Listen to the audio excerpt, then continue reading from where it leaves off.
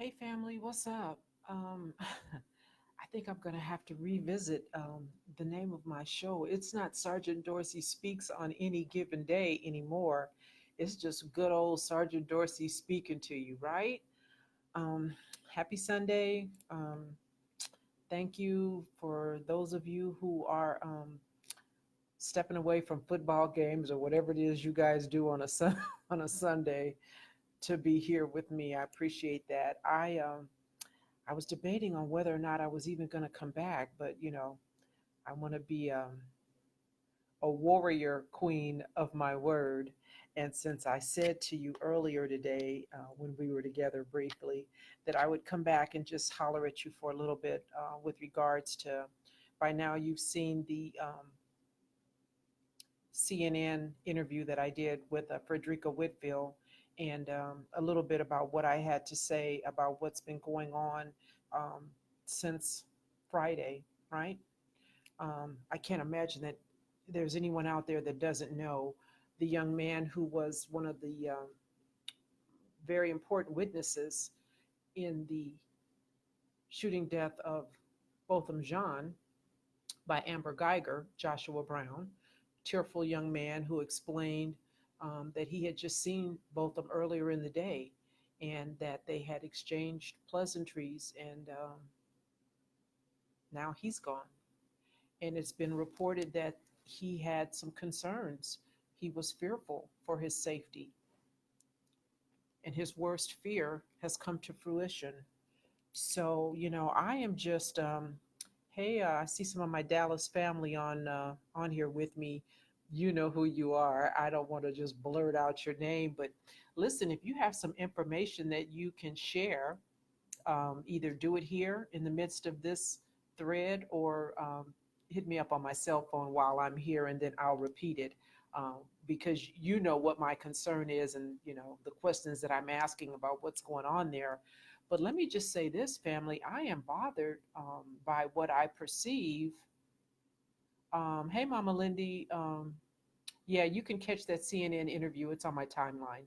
It's actually a link on my timeline that'll take you to my YouTube channel, Sergeant Dorsey Speaks. But I'm just really kind of wondering, why is Dallas PD so quiet? This is, a significant story. And for, Chief Renee Hall not to come out personally, because I think she should come out personally and speak on this. If she doesn't want to do it, she should at least send out one of her minion to come and talk to the community about what it is they know, what it is they don't know, and what efforts they're going to be endeavoring to get to the bottom of this shooting of this young man. And listen, I know you've heard the details. Shot in the mouth? What? There are no coincidences. And I struggle as of late to not jump on the conspiracy theory bandwagon, because I am not a conspiracy theorist. And it has been very easy for me to say that in the past, not so much right now. And,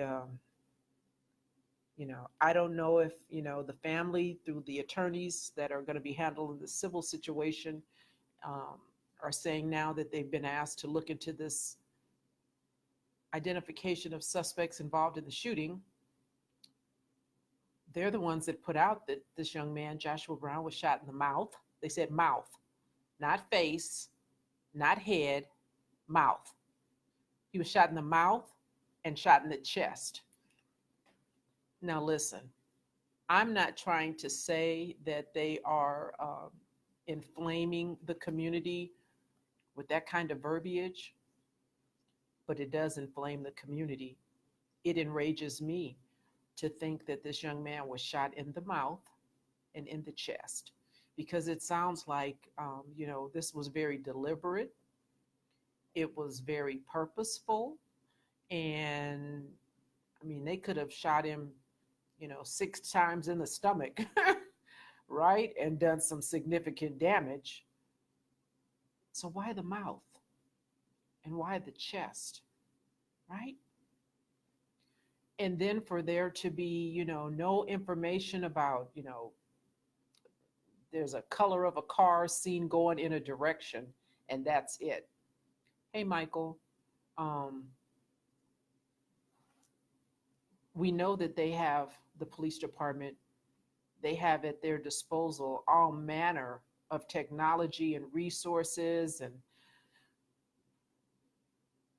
are they going to use them? Are they going to be proactive and really get engaged? I hope that they are. I'm not saying that they aren't. I'm just asking because we haven't heard from them and they haven't told us. And so it just feels to me, as I talk to many of you, today and yesterday, that, being shot the way that this young man is described to have been shot sounds like a clear message. No doubt about it. And listen, I said this on CNN. He's not the only one that had some concerns. He's just the first one that we've heard of who actually was murdered. That young lady named Bunny, the one that, is probably, and I'll share a link with you, is probably somewhere in hiding, um, had some concerns about her safety. Rightfully so. She lost her job.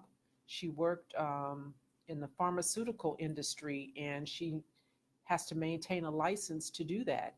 And the company that she worked for said they didn't want this high profile matter connected in any way to their company, because the people that were trolling her found out where she worked. And so the company said, hey, look, we just going to do a punctuous pilot on you. We don't want that kind of publicity. We don't want that kind of attention. And so they fired her. And because they fired her, somehow, according to the article that I shared with you on this thread, it says that she lost her license. So I'm thinking, since it's pharmaceutical, I'm thinking maybe she might be a pharmacy technician.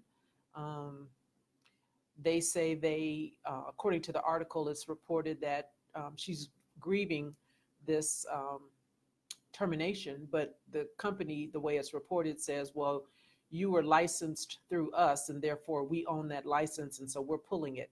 Without the license, she can't do whatever it is she does for a living. And so if you can't do what you do for a living, how do you feed yourself, right? um, so haven't heard anything from her. Understandably, she is under some sort of a gag order, as well as probably under the advice of her attorneys who are representing her in her trying to get her license back, if not employed by that company. Um, she can't talk. This is what they do to you, folks. If you don't know, this is what they do to you when they want to keep you quiet. They make it real difficult for you to take care of yourself and your family if you have one. And if you're not, if this is your first time, if this is your first rodeo, you don't know what to expect. You don't know what's coming, and you don't know when it will end. Excuse me. You don't know when it will stop or if it will stop. And so people tend to get quiet. And I hope that this lady will be okay. Someone had asked me, one of my subbies had asked me, and said, hey, why don't you reach out to her? I have. I've reached out to her through a kind of mutual friend, someone who I did an interview with on YouTube, who had previously interviewed her. I reached out to him when I saw her interview, and I said, hey, would love to, see if you could put me in touch with her. I don't know if he tried and she's just fearful and didn't get back to me, or what happened. I know that he and I ultimately wound up doing an interview together, but I don't know what really happened in terms of, him trying to create a liaison, if you will, between the two of us. So not saying that he didn't, I'm just saying I don't know. And, you know, I can't, I can't reach out to her any more than I already have. And so, and really truthfully, I mean, reach out to her and do what? I mean, tell her, girl, hang in there. I know how difficult it is. You guys have heard me, talk about my own trials and tribulations. And, this fight is not for everybody. I get it. So I understand why she is quiet right now. And having Joshua been killed over the weekend, who would say anything. So um, I don't know, I don't know what's going to happen. I don't know why the police chief is quiet, but she is.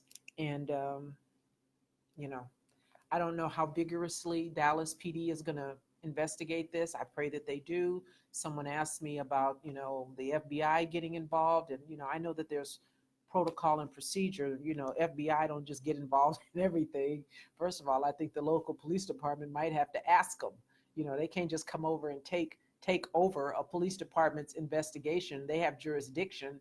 And so I don't know. I don't know how this thing is going to play out, but I know it's not good. And it's been reported that there's now a reward, $100,000 reward by some businessman. I don't know who that is, but there's a reward out there for information, I guess, leading to the arrest.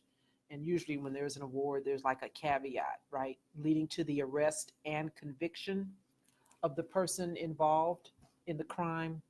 Hold on, excuse me, nose running. Today I might say my nose is running because I've been back to the nose doctor. You guys saw me today at the tattoo piercing studio because even though I wrap my head up like a damn mummy at night, trying not to pull these rings out because I've got these nails, right? And so all I have to do is just wave my hand across my face, and the next thing you know, I plucked out the damn nose ring. And because my nose is still tender, I can't put it back in because it hurts. So I got to go to my guy and have him shove it back in. And so that's what I was doing today. I was going and having, let's see, which one came out? This one came out this morning. Do you guys care? I'm telling you anyway. This one came out this morning. This side came out about 2-3 weeks ago, and I started to get a little, I don't know, I guess it was like I don't know what it was. I thought it was a keloid. I thought it was a blister. I went on to ask Mr. Google, what the hell is this on my face, right? And so I thought maybe I better just leave it alone. So I didn't even go back and ask him to put the ring back in my nose. I said, I'm going to just let it heal. Well, that was a couple of months ago. And, if anybody, those of you who know me, I'm a little OCD. And once I make up my damn mind to do a thing, then, it's hard for me to not do a thing. And so today, since I was back, I just told him to go ahead and pierce my head again. And so that's what he did. Al, you said you hope that the Dallas PD expresses their intentions quickly and tell us what they know. Yeah, the silence is deafening. It's absolutely deafening, Al. And it just, when people don't know, hey, Phoenix, when people don't know, they just, they fill in the blank. As with anything, right?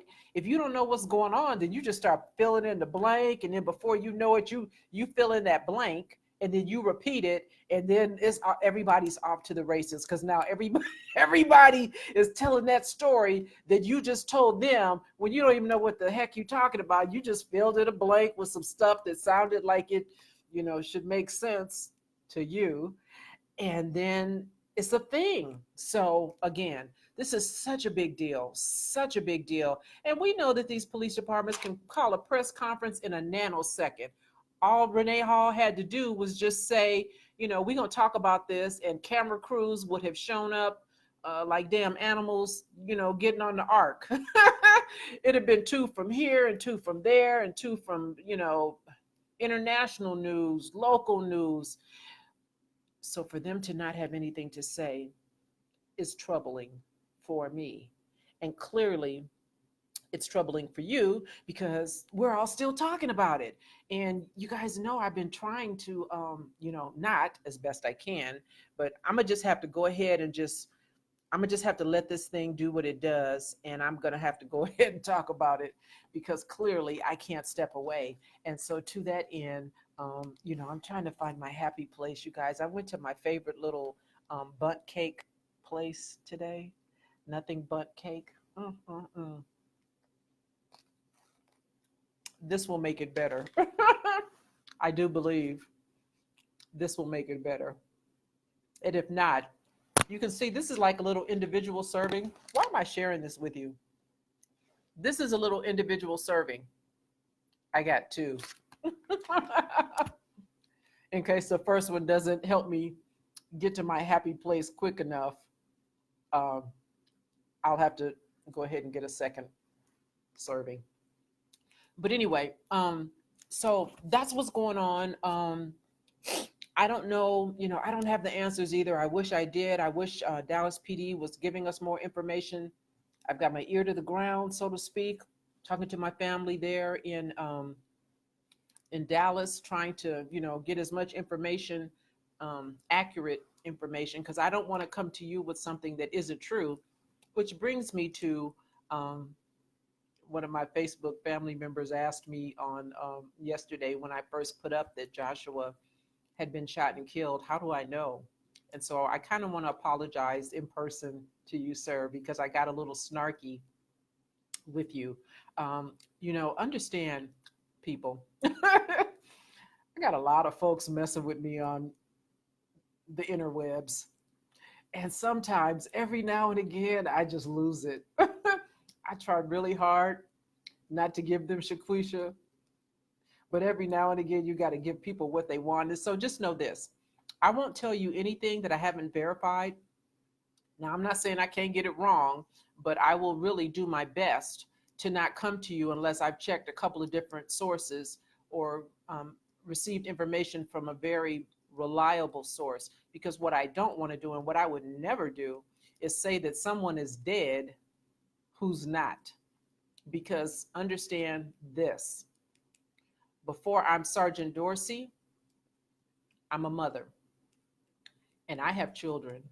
And I could only imagine how devastating that would be, or how devastating it is for even celebrities. How many times have you guys seen someone post, rest in peace to, you know, some celebrity that's still alive, and then they have to come back 3 hours later and say, no, this celebrity is still alive, that was a hoax or whatever, because, people don't check sources before they just put something out. Or how about the folks who say rest in peace to somebody who died 10 years ago, and they're just now seeing it come across their timeline, and so they think this is fresh news, that they want to be the first one to put it out and tell everybody that this person is dead when they've been dead for 10 years. And so we see this happen over and over again. So know this: I will check my information always before I tell you something, so that I get it right, because my credibility is important to me, and I don't want you ever to have to question what I say. And so for the family member that questioned me and I kind of bit their head off, I'm sorry. I apologize. It's a flaw. But you guys know, because I shared with you a little bit ago, I had another fool come come to me and tell me that he's never liked cops. He doesn't trust them even to this day. He's talking to me on my fan page. He doesn't trust them even to this day, because they're all cut from the same cloth. And you saw the mess he said on my doggone page. And so I'm wondering, why are you even talking to me, sir? If you don't like the police, why are you talking to me?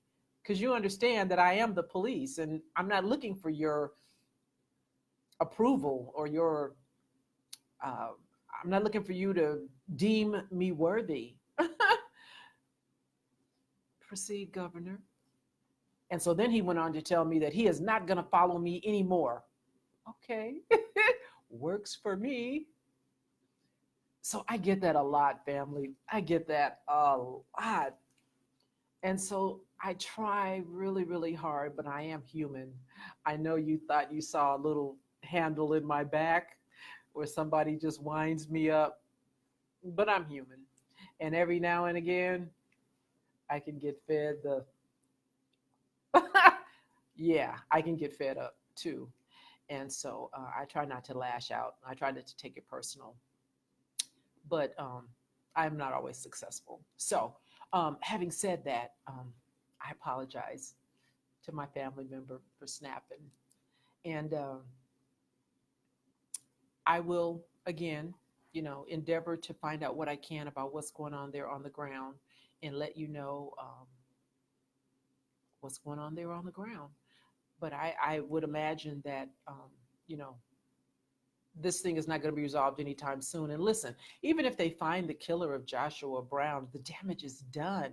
You can't unring this bell. People can't unknow that that happened. People can't not be fearful going forward with cooperating, with going and having your face plastered all over the world because you're sitting in a courtroom testifying for live TV. People are going to think twice. And so, you know, who does that hurt? At the end of the day, it kind of hurts us because we're not going to want to help us when we see something being done to us for fear of winding up like the young men who were shot and killed in Ferguson because they were actively engaged in trying to make it known that things were going on that they didn't agree with and they didn't like and they didn't think was just. And they wound up dead. Not right away. Some of them, you know, weren't killed until a year or so later after the whole Mike Brown thing, or a couple of years later. So, you know, there's no timeline on when somebody can come after you and retaliate against you. And so this is going to have a chilling effect, no doubt about it. And, you know, I can't talk anybody and wouldn't try to talk anybody into um, speaking up, getting involved. I remember years ago, I'll share a story with you real quick. When I was about 16 or so, I was a little somewhere around 16 because I was driving. But in my neighborhood where I lived, 77th Division for my LA family, I lived in the 90s, 94th and Western.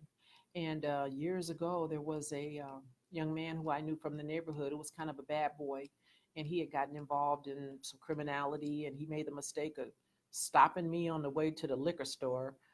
Mama Lindy, you might know this story, right? The liquor store over on, what was that, 92nd and Western, right?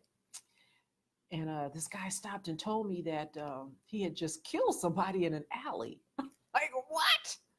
And he said, yeah, you hear the ambulance? And I was like, yeah, because there was an ambulance. He goes, yeah, they're going to get this guy. I just killed him. And I was like, Jesus. And so, you know, me being 16 and not knowing and scared to death and scared of the guy, but, you know, wanting to do the right thing, I went home and told my mom, and my mom called the police, and 77 detectives came out to interview me. And the long and the short of it is I didn't want to go to trial. I didn't want to testify against this guy because I lived in the neighborhood and I knew him and he knew my family. And I was very much concerned that, you know, he might hurt my dad or my mom. And they made me testify because I was 16 and I didn't know any better. And the detectives kind of bullied me and told me if I didn't, then I could go to jail for, you know, not cooperating and blah, blah, blah. The stuff that, you know, police tell you. So it's a double-edged sword. You know, you want to help someone that you know in the neighborhood or a neighbor or a friend or a family member. And then, you know, as soon as the police get your name or as soon as they find out something's on your phone, the next thing you know, they are confiscating it and threatening you with great bodily harm if you don't turn your phone over or if you don't, you know, sign this statement. Ugh. Anyway, it's a lot.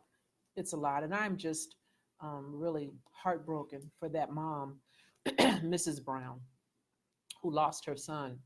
She said he didn't have any enemies. You know, he was a good guy, hardworking. There's a picture of him with a small child, an infant, looks like. So looks like he was a dad. You know, there's a child who will never know her father now. She'll never know her dad. And you know, so this is far reaching. The tentacles of this are affecting a whole lot of folks. And you know, this little baby, you know, she doesn't know right now, but she's going to grow up and she's going to, you know, have questions about who her dad was and want to know, you know, what was he like. And you guys, I almost have an example for everything that I talk to you about. And It's just that, I've been around for a minute, and so I've been through some stuff. But again, I too know what that's like. Um, I was married to a man. We had a child, and he was killed in a head-on accident when my son was 2. Our son was 2, and so our son doesn't know his dad. It wasn't a violent crime, but his dad was taken from him very early in his little life, and he doesn't know him. And he's a grown man now, but I watched my son struggle, you know, not knowing who his dad was, and what his dad looked like and sounded like and talked like and smelled like. And even though my son is the spitting image of his father, he deals with, struggles with, not knowing him. So I said all that to say, so I know that this little girl, I think it's a little girl, this baby, Joshua Brown's baby, is going to be affected as well in another 13, 14 years, right? And I hope that they are able to provide this family with closure and with the kind of answers that they're looking for. I hope that Chief Renee Hall makes sure her department does the right thing. And I know a lot of you think that, the Dallas Police Department may be involved. That's a bridge too far for me right now. Um, I don't think the department as a whole, now that's not to say that maybe someone within the department may not have enacted some kind of vengeance, some kind of retaliation, but for me, I'm not ready to go there just yet. I don't know if I'll ever be ready to go there. But I do hope that they will put the full force and weight of that agency or some other neighboring agency or federal agency to help the Brown family find out who killed their son. So um, that's it. That's it. I'm done. I'm done. I've got to get up very early in the morning because I will be talking on Law and Crime Network, 6 o'clock a.m. here on the West Coast, 9 o'clock a.m. on the East Coast with Jesse Weber. I am sure undoubtedly if he doesn't know, if the Law and Crime Network doesn't know, and I don't know how they couldn't know about Joshua Brown, I'm sure that, this conversation will be had yet again on tomorrow at some point during their segment. So I'll be talking about this again on tomorrow. And it's not that I, you know, mind talking about it. It's just that I am just pained to talk about it. And so I've said to you guys before that, I have to be concerned about my own mental health, right? And so while I want to answer your questions and I want to be available and accessible and give you my best advice, what it is that I'm thinking about a thing, um, at some point and from time to time, I must disengage um, for me, for me. And then once I do that and I'm in a good place again, I'm well rested, well fed. Anybody want to feed me and help calm me down? DM me and let me know. That always makes things better. Um, so yeah, so when I get to that place, I'll come back and we'll talk again. But listen, I'm gonna see you on Thursday anyway. So no matter what's going on in the world, around the world, we will convene every Thursday, 5 p.m. Pacific, 8 p.m. on the East Coast, and then from time to time, or you guys might get tired of me. We may do this, a lot in between. I'm just undecided. I'm just going to be guided by how I feel and what I want to say and what I think you might want to hear based on what you guys are emailing me, because you guys are emailing me and we're having this conversation offline. So I just decided to come and speak to everybody online because I would imagine that others are having the same kind of trepidation and the same concerns. And really, folks just want to know what the hell is going on. People just want to know what's really going on. And so I don't know that we'll ever get the answer to that. But I can tell you what you need to do. What you need to do is there's an election coming up, people, and you need to vote because every police chief serves at the pleasure of a mayor or a city manager. Every prosecutor, every district attorney is elected. Mayors are elected, governors are elected.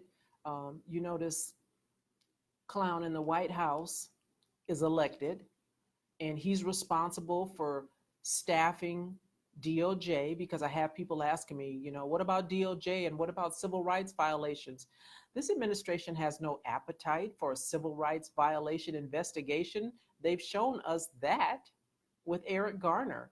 And to be honest with you, when he first took office, Granny Sessions made it clear that he wasn't going to pursue any kind of investigation for any law enforcement related deaths. And they have been true to their word. So listen, Attorney General is appointed by the president. I've said this before. Supreme Court justices, SCOTUS, appointed by the president. Federal prosecutors, lifetime position, appointed by the president. So while y'all jumping around and stomping around and thinking about tearing some stuff up, you might want to figure out how to register to vote between now and 2020 and how to get in a booth and really exercise your right to put someone in these positions that are going to maybe, not guarantee you, but maybe provide us with a little bit of justice. And if you're not willing to do that, I don't know what to say to you. And really, I have nothing to say to you. If you're not willing to do that, then you really have no complaint. So keep the Joshua Brown family in prayer. That's not going to make things better for those of you who get all excited when I say pray for the family. But I do believe that prayer works. And I know that somewhere in Dallas, Texas, right now, a mother is inconsolable because I would be. So let's lift them up in prayer, and we'll talk again. Till next time, you guys, be good, be safe.